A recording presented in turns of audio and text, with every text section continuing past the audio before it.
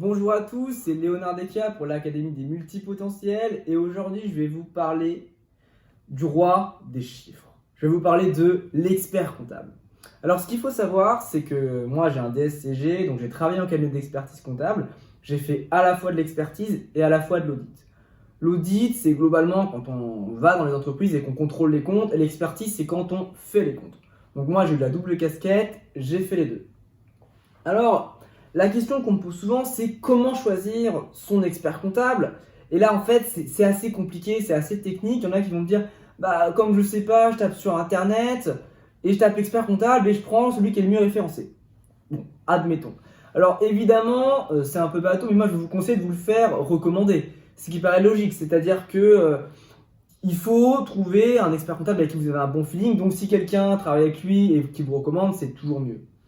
Après, si ça, c'est pas possible, parce que c'est quand même, on n'a pas tous dans son réseau des experts comptables ou des gens qui côtoient des experts comptables, et ben en fait, le plus important, c'est de trouver un expert comptable spécialisé dans son secteur. C'est-à-dire que par exemple, vous montez un restaurant, essayez de prendre un expert comptable spécialisé dans les restaurants, ou du moins un expert comptable ou un cabinet d'expertise comptable qui a des collaborateurs spécialisés dans la restauration.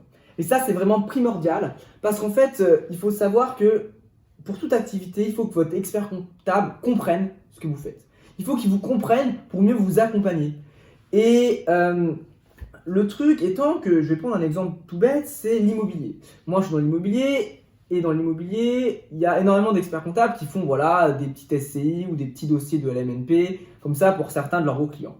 Mais ce n'est pas pour autant qu'ils sont spécialisés dans l'immobilier. Et ça, c'est très compliqué. C'est-à-dire que pour trouver un très bon expert comptable dans l'immobilier, il faut qu'il soit vraiment spécialisé dedans parce qu'il y a beaucoup de spécificités. Et ça peut être la même chose pour les BNC. Les BNC, c'est les bénéfices non commerciaux. Donc, par exemple, les médecins ou les avocats.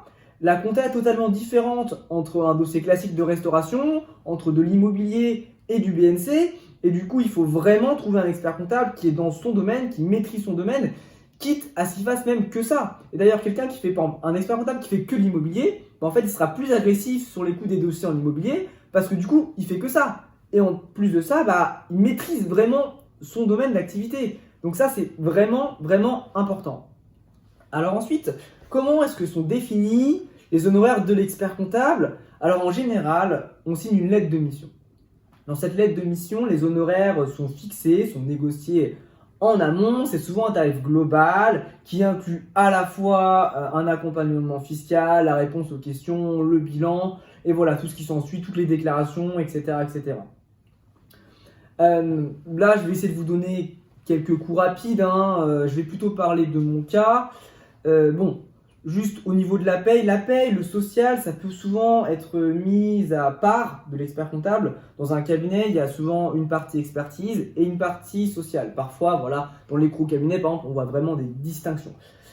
Pour le social, en général, on est entre 25 € et 40 € la fiche de paye.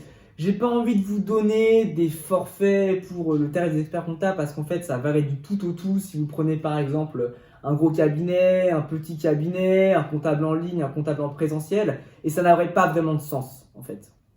Donc là, je vais vous parler moi un peu plus de ce que je maîtrise vraiment bien dans le sens où ce que j'ai à faire aujourd'hui le plus, c'est vraiment dans l'immobilier.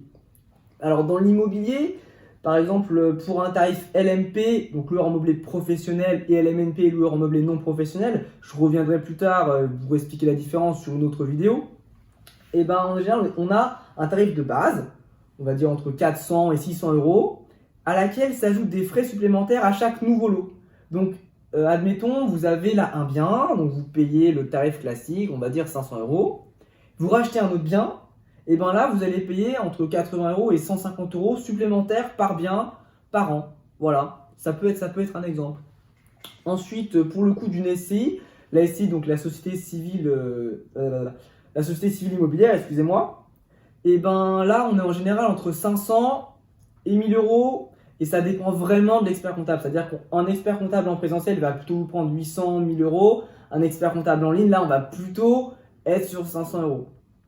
Donc là, maintenant, je vais vous expliquer, je vais vous donner mon point de vue sur les petits ou les gros cabinets et sur les comptables en ligne ou le comptable en présentiel. Parce que ça, je pense que c'est une notion importante et on ne sait pas forcément quoi choisir. Donc déjà, pourquoi plutôt le petit ou le gros cabinet? Et bien en fait, déjà, je pense que ça dépend vraiment de votre activité. C'est-à-dire que, qu'est-ce que vous avez besoin? Je vais prendre un exemple. Si je suis sur une grosse structure qui a besoin d'un réseau international, bah dans ce cas-là, je vais plutôt me tourner vers un Big Four ou voilà, un gros cabinet, même Mazars ou autre. Un gros cabinet qui a un peu de bouteille et qui pourrait me donner des contacts si j'ai besoin d'avoir un cabinet, une filiale internationale de leur grosse structure.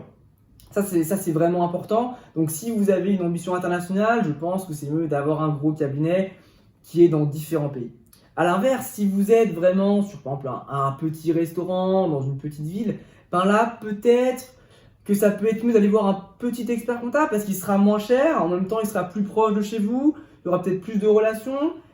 Je pense que ça peut être intéressant. Donc voilà, le petit ou le gros cabinet, ça dépend un peu de chacun. Ça dépend aussi, si on vous a recommandé un expert comptable d'un gros cabinet et qu'il est très bon, allez-y. Je veux dire, voilà, il faut pas s'arrêter sur telle ou telle chose. Mais voilà, moi c'est comme ça que je ferais. Ensuite, pour le comptable en ligne ou comptable en présentiel, bon, évidemment avec la Covid-19, on a quand même tendance à se dire pourquoi pas le comptable en ligne en fait, tout ça, etc. Déjà, ce qu'il faut savoir, c'est que pour ceux qui ont déjà un expert comptable, combien de fois vous allez voir en physique? Et en fait, on se rend compte que pas tant que ça. Moi, à titre personnel, je vois jamais mon expert comptable. Je le vois jamais. Donc je me suis dit, en fait, pourquoi pas passer sur des experts comptables en ligne? C'est un peu moins cher. Moi, j'ai pris un expert comptable en ligne spécialisé dans l'IMO en l'occurrence. Pourquoi? Parce que c'est mieux pour moi en fait. Je fais que de l'immobilier ou majoritairement moi à titre perso. Donc autant avoir un mec spécialisé dedans et en ligne. De toute façon, je ne le rencontrerai pas. Donc, à quoi ça sert? Après, je comprends tout à fait l'intérêt du présentiel quand on est sur une plus grosse activité, que parfois il y a des déplacements, que le mec vient nous voir, etc. Vraiment, ça dépend de l'activité. Moi, dans l'immobilier, comme j'avais pas un expert comptable présentiel qui m'avait été recommandé, ou que j'aurais pu avoir en présentiel ou proche de chez moi qui m'a été recommandé, je me suis dit que j'allais passer par un expert comptable en ligne.